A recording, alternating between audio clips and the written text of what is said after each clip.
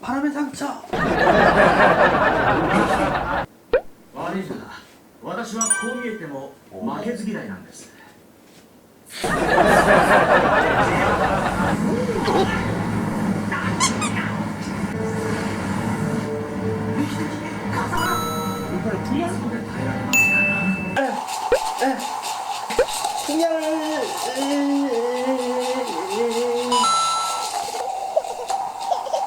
이거 아닌가? 이거 아닌가?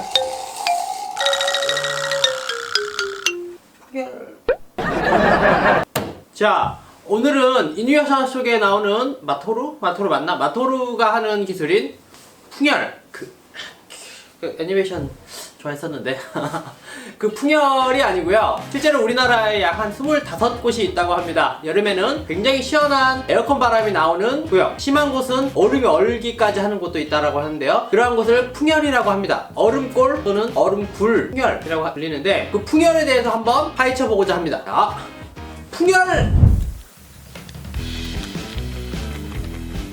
지금 와 있는 곳은요, 풍열이라고 하는 곳인데요. 여기 보이시나요? 이쪽 구멍에서 차가운 바람이, 이게 안에 에어컨이 있는 게 아니거든요. 에어컨이 없는데 천연으로 차가운 바람이 만들어서 나오는 풍열이라고 하는 곳입니다. 이 풍열에 와서 겨울에나 맛있게 즐길 수 있는 이 호떡을 한번 먹어보도록 하겠습니다.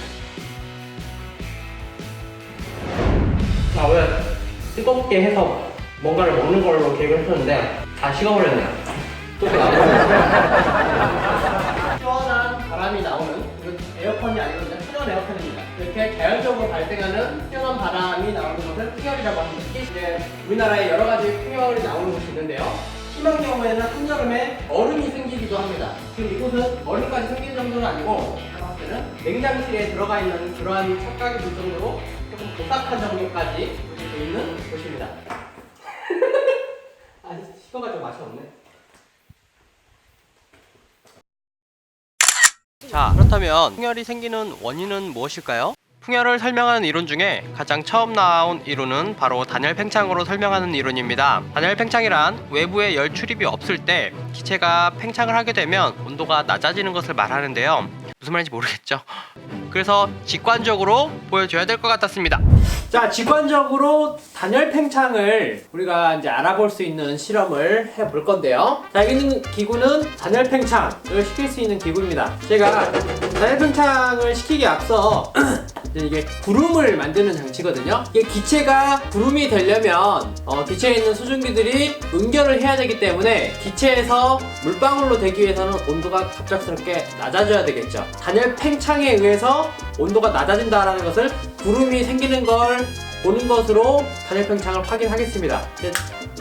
그 구름을 잘 생기게 하려면 부가적으로 응결핵 역할을 할 수 있는 향연기를 조금 가미를 시켜가지고 더 확실하게 구름이 생기는 것을 관찰하도록 하겠습니다.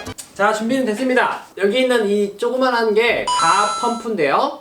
이 주사기로 넣어줘서 으쌰, 1, 4번, 5번, 마지막 한 번. 오케이.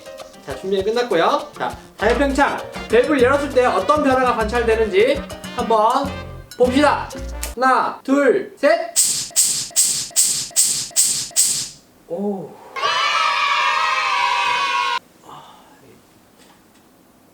보이시나요? 구름이 생겼죠? 이 구름이 생긴 것으로 봤을 때 밸브를 열면서 압력이 순간적으로 낮아지면서 공기가 팽창을 하게 되고, 팽창을 하게 되면서 그 기체의 온도가 낮아지면서 구름이 생긴 것을 관찰할 수가 있었습니다. 이것으로 직관적인 이 기체의 온도가 내려갔다 라는 것을 우리가 간접적으로 알아봅니다. 원래 여기 온도까지 관찰을 해야 되는데 온도계가 고장이 나버려가지고 간접적으로 관찰하는 방식으로 직관적인 실험을 여기까지 해보겠습니다. 1968년 김성삼님의 단열 팽창에 의한 풍열의 차가운 바람이 나오는 원인에 대한 이론은요, 실제 자연현상에서 실험과 같은 기압차가 생기기 위해서는 30m/s 이상의 속도의 바람이 나와야 한다는 계산이 나오는데요. 하지만 실제 풍열에서 바람이 나오는 그런 곳은 그러한 제트류가 관측되지가 않았습니다. 그래서 이러한 풍열 현상을 설명하는 다음의 이론은 바로 기화열에 의한 냉각이었습니다. 실은 기화열은 실생활에서 우리가 잘 느낄 수 있는데요, 이것도 마찬가지로 직관적인 실험을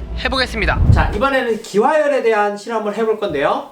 자, 재료는 간단합니다. 여기 손소독제, 그리고 알코올 온도계 2개와 휴지 하나면 됩니다. 그리고 A4 용지 요 밑에 이제 온도를 잘 읽을 수 있도록 했는데요. 기화열은 우리가 실생활에서 아주 간단하게 느낄 수 있죠.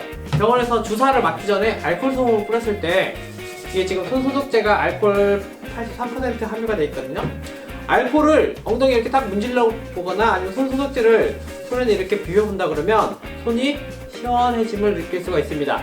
이 기화열이라고 하는 것은요, 액체가 기체가 되면서 우리 몸에 있는 열 에너지를 뺏어가기 때문에 우리 그 피부, 몸 입장에서는 시원함을 느낄 수가 있는 겁니다. 그거를 이제 직관적으로 온도가 어떻게 변하냐, 그거를 확인해 보기 위해서 온도계 2개에 왼쪽 온도계는 그대로 두고 오른쪽 휴지 위에다가 여기 중심부에다가 이 손 소독제를 뿌려보고 시간이 지남에 따라서 관찰을 좀 해볼 겁니다. 어떻게 될 건지 한번 보겠습니다. 자, 손 소독제를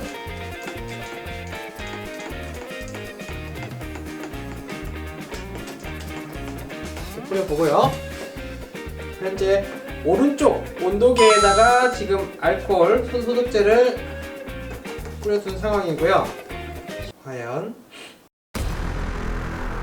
알코올 소독제를 묻힌 곳과 안 묻힌 곳의 차이를 보시면 9분 만에 약 6도 정도 차이가 나는 것을 확인할 수 있었습니다. 자, 어떤가요? 지금 간단하게 우리가 흔히 기화열, 알코올 소금을 묻혀보면 시원하게 느껴졌던 그것, 그 기화열을 이용해서 풍열이 차가운 바람이 나오는 것을 설명했다라고 합니다. 자, 기화열 실험은 여기까지!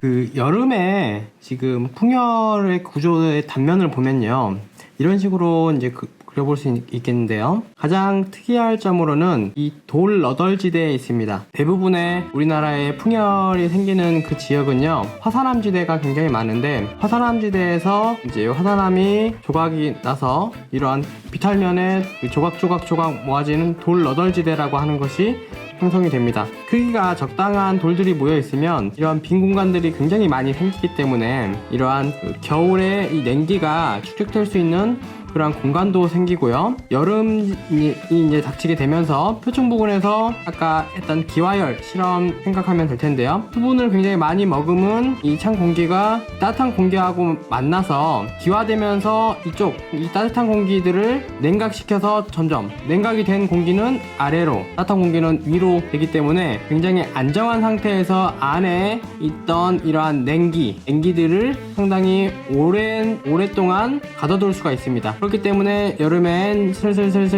이제 차가워진 냉기들이 온도가 올라가면서 이 풍열 지역에 차가운 바람이 나오게 되는 거죠.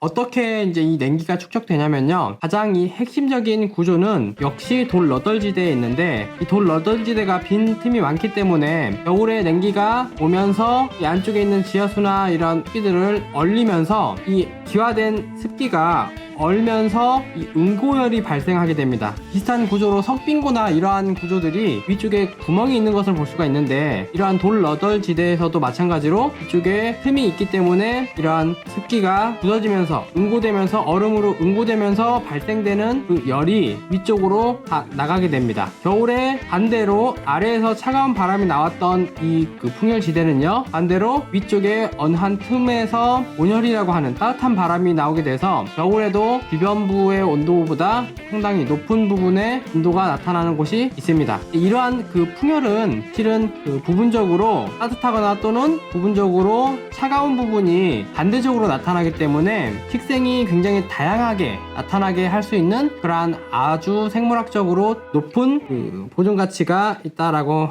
해요. 기화열과 이제 따뜻한 공기는 위로, 그리고 차가운 공기는 아래로 되는 그러한 대기의 대류 현상에 의해서 겨울에 축적되던 이러한 냉기들이 여름까지 쭉 가져갈 수 있는 이러한 풍열 지역에 대해서 한번 살펴봤습니다. 자, 여기까지 황슈타인의 풍열 프로젝트였습니다. 풍열